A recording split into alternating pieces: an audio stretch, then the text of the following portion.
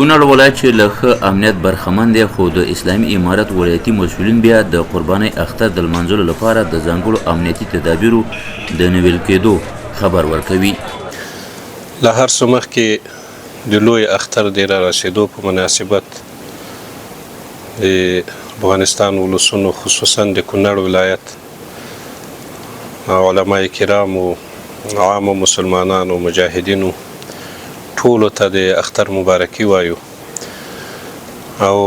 د امنیت په رابطه باندې د کونړ ولسونو ته موږ په دې باندې اطمینان ورکوو چې د موږ کوم امنیتي او کشفي او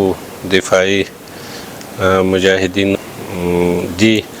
دا د خلکو او د ولسونو په خدمت کې دي.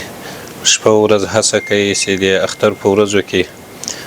داسې یو فضا رامنځته وي چې هغه د په پوره امنیت باندې خلک وکولی شي چې د اختر شپې او ورځې ولمانځي او په خوشحالیو باندې او د خوشحالیو ډک اختر ورته غواړو. بل پلو کونړ چې د هیواد یو له سمسورو ولایتونو شمیرل کیږي، د اختر د ورځو خوښیو پر مهال د بیلابیلو ولایتونو سیلانیان دلته راځي او د کونړ په شنو سیمو کې د اختر خوښۍ تیروي.